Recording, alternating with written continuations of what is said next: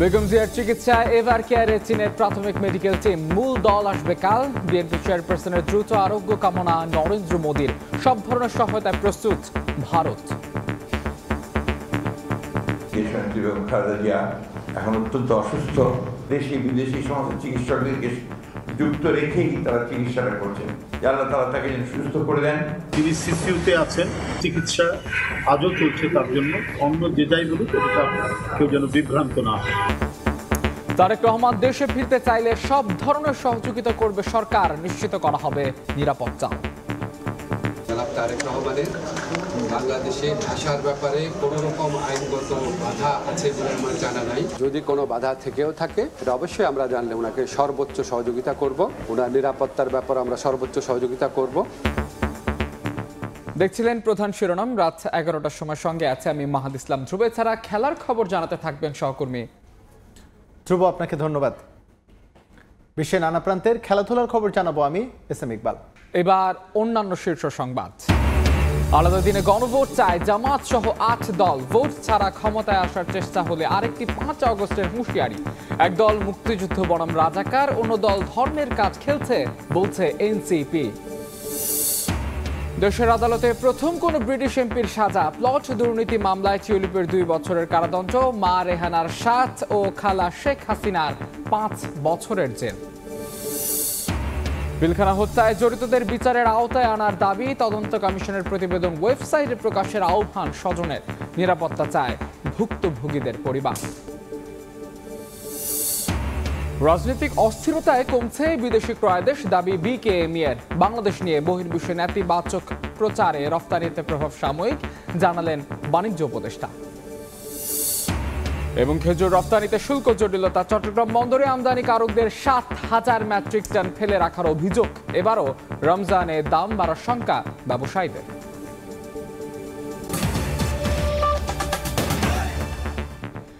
বেগম খালেদা জিয়ার চিকিৎসায় ever care হাসপাতালে চীনের প্রাথমিক মেডিকেল টিম।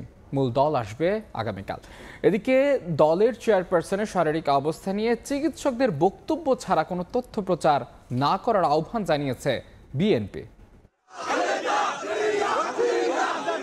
নানা রোগে আক্রান্ত বিএনপি চেয়ারপারসন বেগম খালেদা জিয়া ফুসফুসের সংক্রমণ নিয়ে গত 23 নভেম্বর হাসপাতালে ভর্তি হন। এভার কেয়ারে চিকিৎসাধীন থাকা অবস্থায় স্বাস্থ্যের অবনতি হলে গত 27 নভেম্বর সিসিউতে নেওয়া হয় সাবেক প্রধানমন্ত্রী বেগম খালেদা জিয়াকে। দেশি বিদেশি চিকিৎসকদের পরামর্শে চলছে বেগম জিয়ার চিকিৎসা। এর মধ্যেই সোমবার বিকেল 3টায় তার চিকিৎসায় চীন থেকে 5 সদস্যের একটি প্রাথমিক দল এভার কেয়ার হাসপাতালে আসেন, যাদের রিপোর্টের উপর ভিত্তি করে মঙ্গলবার মূল মেডিকেল টিম চীন থেকে আসবে বলে সময় সংবাদকে জানিয়েছেন বেগম খালেদা জিয়ার মেডিকেল বোর্ডের সদস্য ডাক্তার আল মামুন। এর আগে সকালে বিএনপি মহাসচিব মির্জা ফখরুল ইসলাম আলমগীর জানান, অত্যন্ত অসুস্থ বেগম জিয়া দেশি বিদেশি চিকিৎসকদের নিবিড় পর্যবেক্ষণে আছেন। গুলশানে বিএনপি চেয়ারপারসনের কার্যালয়ে বিশিষ্ট রাজনীতিবিদ ও অর্থনীতিবিদ ডক্টর রেজা কিবরিয়ার বিএনপিতে যোগদান অনুষ্ঠানে একথা বলেন তিনি। গণতন্ত্রের আপসীন নেত্রী দেশনেত্রী বেগম খালেদা জিয়া এখন অত্যন্ত অসুস্থ, হাসপাতালে আছেন। সারা দেশের মানুষ তার রোগ মুক্তির জন্যে আল্লাহ তাআলার কাছে দোয়া চাইছেন এবং আমাদের চিকিৎসকরা কাজ করছেন, আপ্রাণ চেষ্টা করছেন। দেশি বিদেশি সমস্ত চিকিৎসকদেরকে যুক্ত রেখেই তারা চিকিৎসাটা করছেন এবং আল্লাহ তাআলার কাছে আমরা সবসময় দেশবাসী এই দোয়া করছি যে আল্লাহ তাআলা তাকে যেন সুস্থ করে দেন, তিনি সুস্থ আমাদের মাঝে আসেন।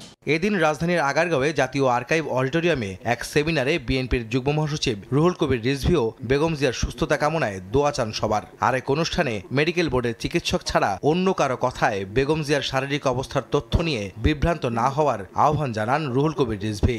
নেত্রী এখন এমন একটি জীবনের সন্ধিক্ষণে এসে উপস্থিত হয়েছেন যে আমরা প্রত্যেকেই একটি উদ্বেগ উৎকণ্ঠার মধ্যে দিন যাপন করছি। তিনি সিসিউতে আছেন।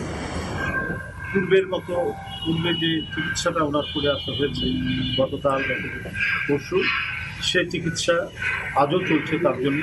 অন্য যে যাই বলুক, এটা কেউ যেন বিভ্রান্ত না হয়। 9 দিন ধরে হাসপাতালে ভর্তি সাবেক প্রধানমন্ত্রীর শারীরিক অবস্থার খোঁজ নিতে প্রতিদিনই রাষ্ট্র, সরকার ও বিভিন্ন রাজনৈতিক দলের নেতারা সহ তার শুভাকাঙ্ক্ষীরা ভিড় করছেন এভার কেয়ারের সামনে। আহমেদ সালেহিন, সময় সংবাদ, ঢাকা। এদিকে বেগম খালেদা জিয়ার রোগ মুক্তি কামনায় দেশের বিভিন্ন স্থানে দোয়ার আয়োজন করা হয়েছে। দলীয় নেতাকর্মীদের পাশাপাশি এতে যোগ দেন সাধারণ মানুষও। বিএনপি চেয়ারপারসন বেগম খালেদা জিয়ার সুস্থতা কামনায় সারা দেশ বিভিন্ন স্থানে হয়েছে কোরআন খতম ও দোয়া মাহফিল। বিএনপি ও অঙ্গ সংগঠনের উদ্যোগে কিশোরগঞ্জ, জামালপুর, যশোর, কুমিল্লা, নারায়ণগঞ্জ ও বগুড়ায় কোরআন খতম ও দোয়া মাহফিল আয়োজন করা হয়। দলীয় নেতাকর্মীদের পাশাপাশি অংশ নেন সাধারণ মানুষ। দোয়া মাহফিলের আগে বক্তারা বলেন, বেগম জিয়ার জন্য দেশবাসীর দোয়া আর ভালোবাসা রয়েছে। সুস্থ হয়ে দ্রুত নেতাকর্মীদের মাঝে ফিরে আসবেন চেয়ারপারসন, এমনটাই আশা তাদের।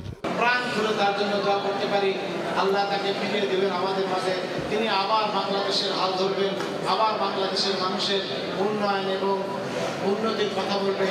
আগামী দিন গণতন্ত্রের রাস্তা মসৃণ করার জন্য উনাকে আমাদের মাঝে ফিরিয়ে দিন।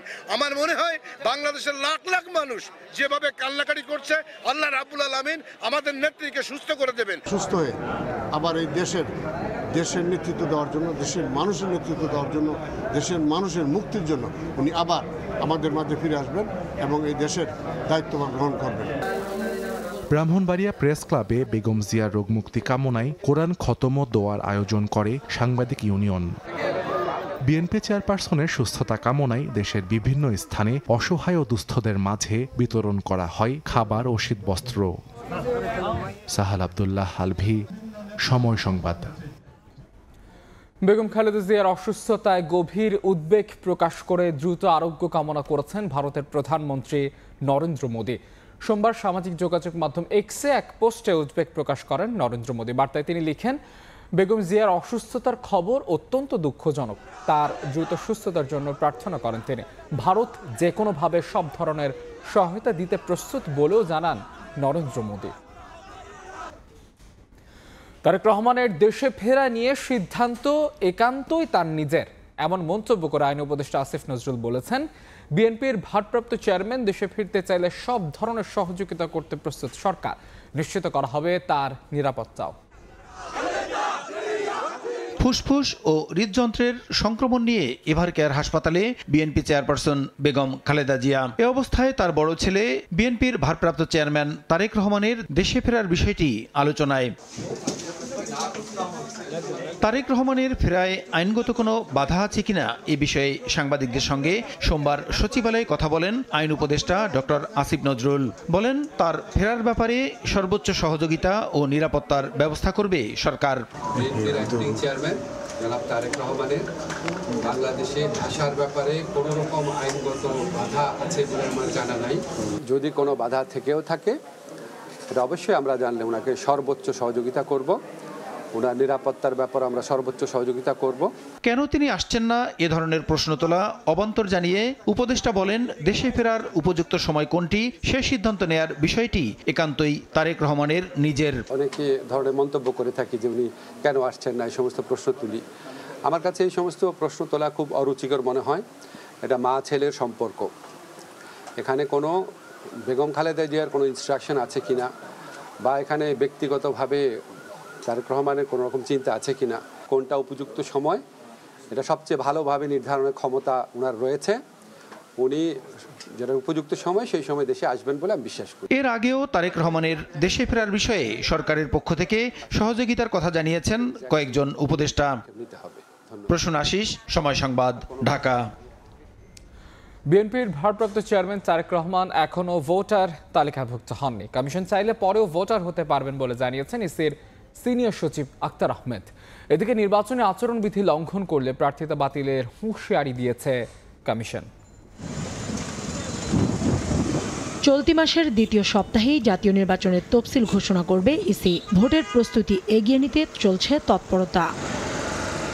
সোমবার দুপুরে নির্বাচন ভবনের সংবাদ সম্মেলনে কমিশনের সিনিয়র সচিব আক্তার আহমেদ জানালেন, 31 অক্টোবর পর্যন্ত তালিকাভুক্ত হওয়া সবাই আগামী নির্বাচনে ভোট দিতে পারবেন। তবে আইন অনুযায়ী কমিশন যে কোনো ব্যক্তিকে যে কোনো সময় ভোটার তালিকাভুক্তির সিদ্ধান্ত নিতে পারেন।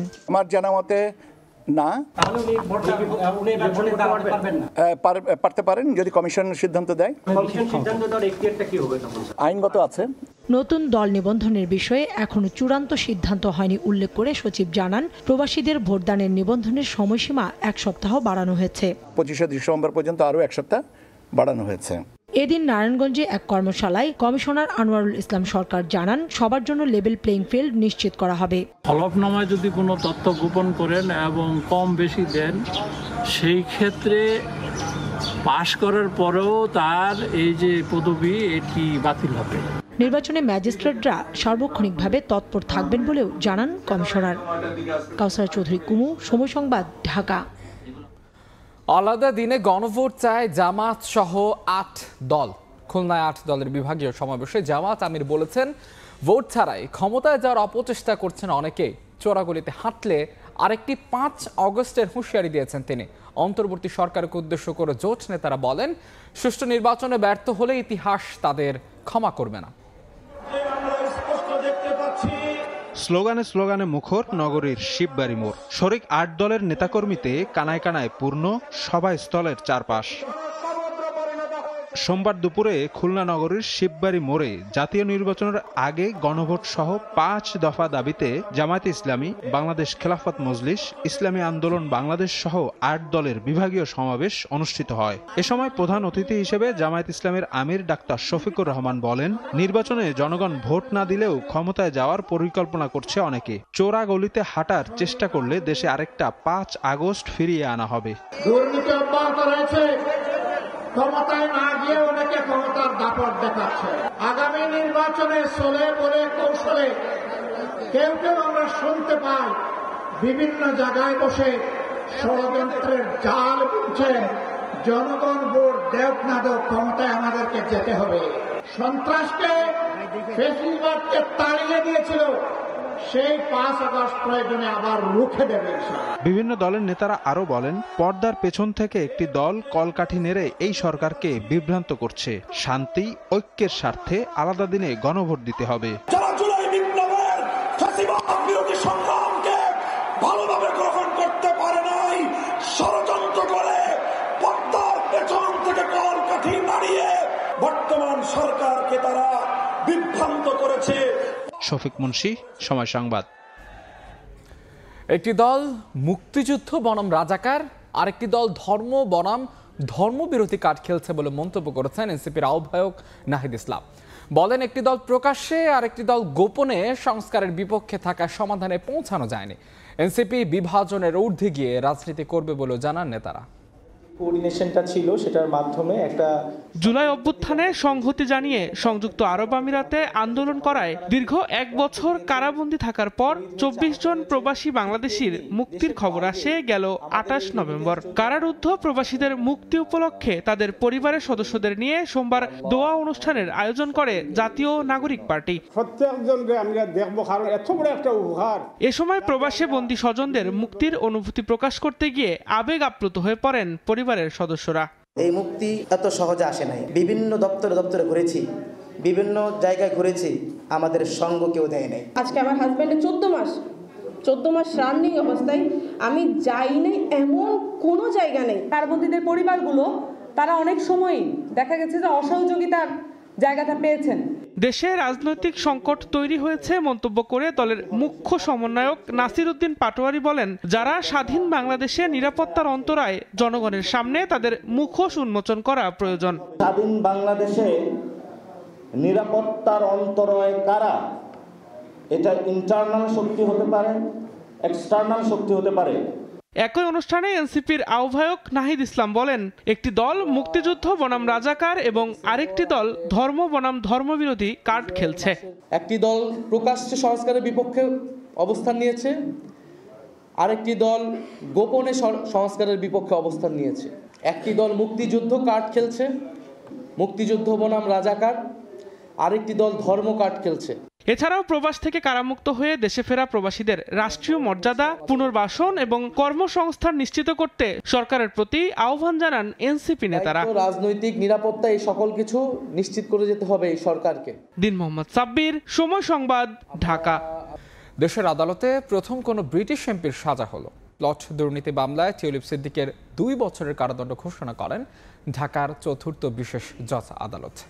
তার মা শেখ রেহানা 7 ও খালা শেখ হাসিনার 5 বছরের জেল হয়েছে। টিউলিপকে শাস্তির আওতায় আনতে রাষ্ট্রীয়ভাবে উদ্যোগ নেওয়া হবে বলে জানিয়েছে দুদকের আইনজীবী। মায়ের নামে সরকারি জমি বরাদ্দ দেওয়ার জন্য খালা শেখ হাসিনাকে প্রভাবিত করেন ব্রিটিশ এমপি টিউলিপ সিদ্দিক। পরে পূর্বাচলে শেখ রেহানার নামে 10 কাঠা প্লট বরাদ্দের আদেশ দেন তৎকালীন প্রধানমন্ত্রী শেখ হাসিনা। শেখ রেহানার নামে রাজধানীতে একাধিক সম্পত্তি থাকলেও তা হলফনামায় গোপন করেন তিনি। এমন অভিযোগে দুদকের মামলায় আসামিদের দোষী সাব্যস্ত করে সোমবার রায় ঘোষণা করেন ঢাকার 4র্থ বিশেষ জজ মোহাম্মদ রবিউল আলম। এর মধ্য দিয়ে দেশের আদালতে প্রথম কোনো ব্রিটিশ এমপির সাজা হলো। তাকে শাস্তির আওতায় আনতে রাষ্ট্রীয়ভাবে উদ্যোগ নেওয়া হবে বলে জানিয়েছেন দুদকের আইনজীবীরা। টিউলিপ সিদ্দিকী তার খালাকে এই কথা বলেই প্রভাবিত করেছিলেন যে যেহেতু আপনি 3টি প্লট নিয়েছেন, আমার মা এবং ভাই বোনদেরকেও 3টি প্লট দিতে হবে। বাংলাদেশ সরকার ব্রিটিশ গভর্নমেন্টের সাথে কমিউনিকেট করবে যে এই সাজার বিষয়টা তাকে অবহিত করার জন্য। একই মামলায় শেখ হাসিনাকে 5 বছর ও তার বোন শেখ রেহানাকে 7 বছরের কারাদণ্ড দিয়েছেন আদালত। রায় পড়ার সময় বিচারক পর্যবেক্ষণে বলেন, প্রধানমন্ত্রী হয়ে ফৌজদারি অসদাচরণ করেছেন শেখ হাসিনা। যাবজ্জীবন প্রার্থনা করেছিলাম আদালতের নিকট। আদালত শেখ রেহানাকে 7 বছরের কারাদণ্ড, 1 লক্ষ টাকা জরিমানা, শেখ হাসিনা সহ আরও 14 জন আসামিকে 5 বছর কারাদণ্ড, 1 লক্ষ টাকা করে জরিমানা। অবৈধভাবে প্লট বরাদ্দের যোগসাজশের দায়ে বাকি 14 জনকে 5 বছরের কারাদণ্ড ও 1 লাখ টাকা অর্থদণ্ড দেন আদালত। শেখ রেহানার নামে পূর্বাচলের প্লটটি বাতিল করে রাজ্যকে প্রয়োজনীয় ব্যবস্থা নেওয়ার নির্দেশও দেয়া হয়। আসিফ মোহাম্মদ সিয়াম, সময় সংবাদ, ঢাকা। পিলখানা হত্যাকাণ্ডে জড়িত সবাইকেই বিচারের আওতায় আনার দাবি জানিয়েছেন হত্যার শিকার সেনা কর্মকর্তাদের পরিবারের সদস্যরা। পাশাপাশি স্বাধীন তদন্ত কমিশনের প্রতিবেদন দ্রুত ওয়েবসাইটে প্রকাশের আহ্বান জানান তারা। এছাড়া নিরাপত্তার দাবিও জানান হত্যার শিকার পরিবারগুলো। অন্তর্বর্তী সরকার দায়িত্ব নেয়ার পর 11 মাসের তদন্ত শেষে রোববার প্রধান উপদেষ্টার কাছে প্রতিবেদন দেয় স্বাধীন তদন্ত কমিশন। প্রতিবেদনে আসে সাবেক প্রধানমন্ত্রী শেখ হাসিনার নির্দেশে দলগতভাবে আওয়ামী লীগ, সাবেক মেয়র ফজলে নূর তাপস এবং সাবেক স্বরাষ্ট্রমন্ত্রী সাহারা খাতুনের ভূমিকা। এসেছে প্রতিবেশী দেশ ভারতের রোশানলের কথাও। তদন্ত প্রতিবেদন জমার পরদিন সোমবার সকালে সংবাদ সম্মেলন করে হত্যাকাণ্ডের শিকার সেনা কর্মকর্তাদের পরিবার। জড়িত সবাইকে বিচারের আওতায় আনার দাবি জানান তারা।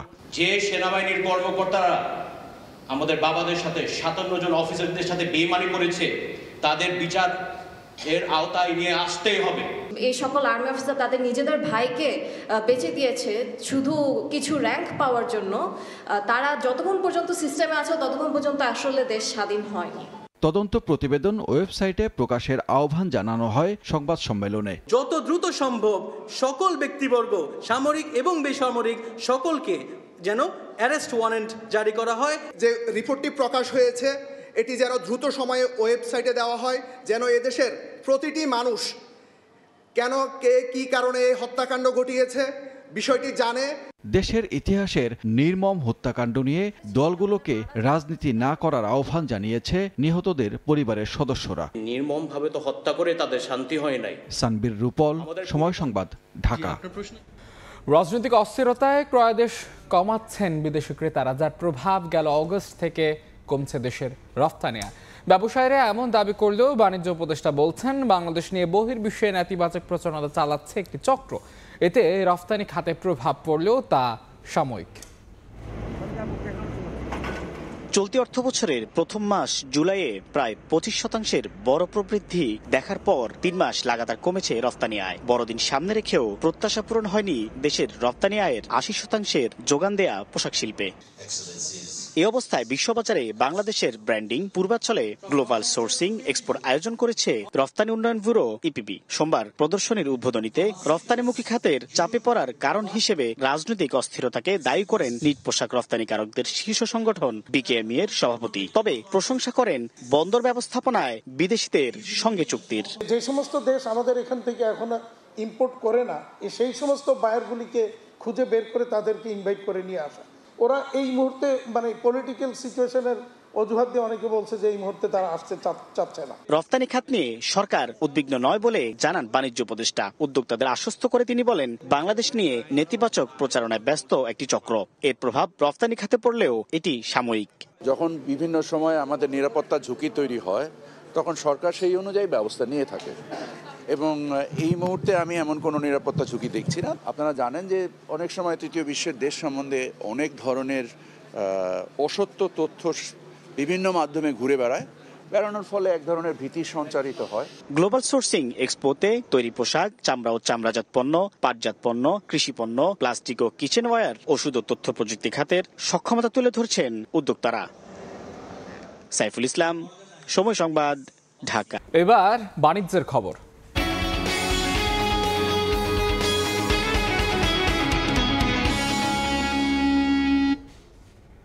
শুল্কহার পুনর্নির্ধারণ জটিলতা নিরসন না হওয়ায় রমজানের দাম বাড়ার পাশাপাশি খেজুরের বাজারে অস্থিরতা সৃষ্টির শঙ্কা তৈরি হয়েছে। গত 4 মাসে 7,000 মেট্রিক টন খেজুর আমদানি হলেও শুল্ক কমার আশায় বন্দরে ফেলে রেখেছেন আমদানিকারকরা। শাখাত ত্রিপুর ক্যামেরায় বিস্তারিত জানাচ্ছেন কমল দে। চলতি অর্থ বছরের প্রথম 4 মাসে চট্টগ্রাম বন্দর দিয়ে 6,761 মেট্রিক টন খেজুর আমদানি হয়েছে, যা আগের অর্থ বছরের এই সময়ের তুলনায় অন্তত 4,000 মেট্রিক টন বেশি। রমজান কাছাকাছি চলে আসলো, শুল্কহার জটিলতার কারণে ব্যবসায়ীরা খেজুর আমদানির ক্ষেত্রে ধীরে চলনীতিতে চলছে বলে মত শুল্ক কর্মকর্তার। ব্যবসায়ীরা এখনো আশা করে আছে যে রমজান উপলক্ষে হয়তো টিটেটা কমানো হবে এবং সেক্ষেত্রে তারা আমদানির পরিমাণটা আরও বাড়াবে।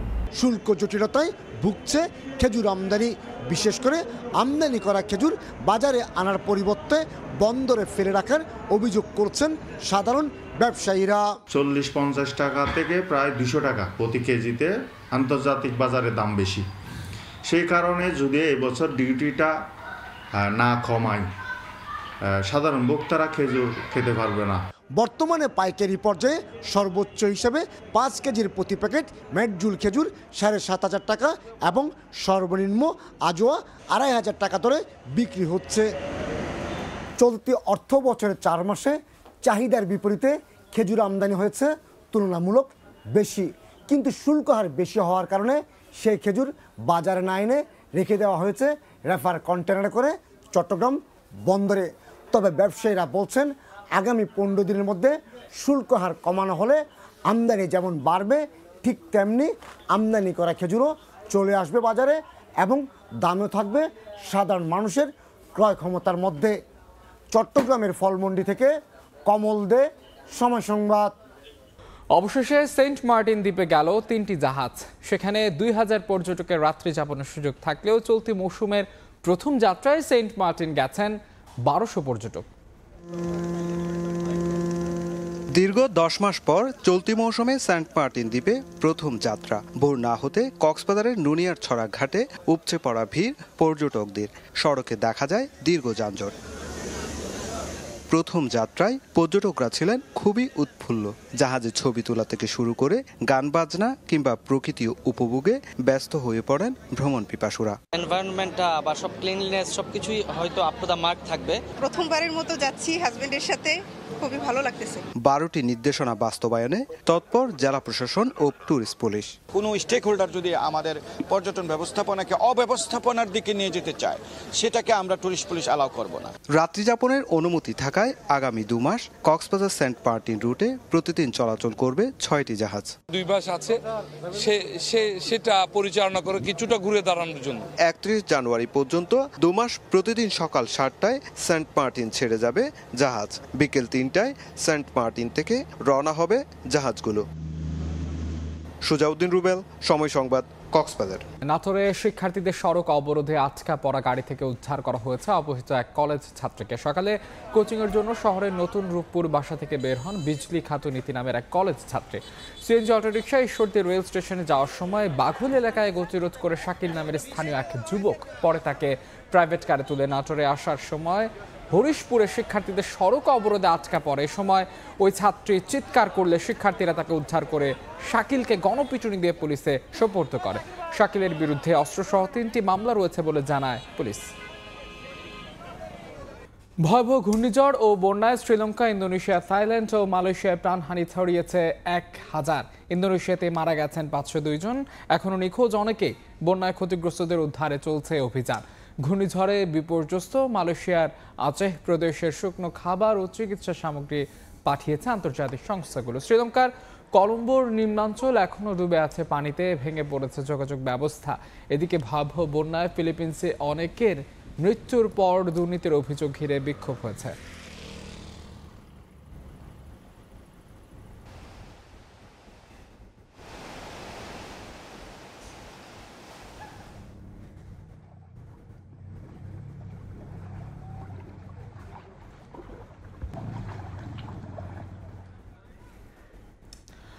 এতক্ষণ দেখছিলেন দেশ বিদেশের খবর।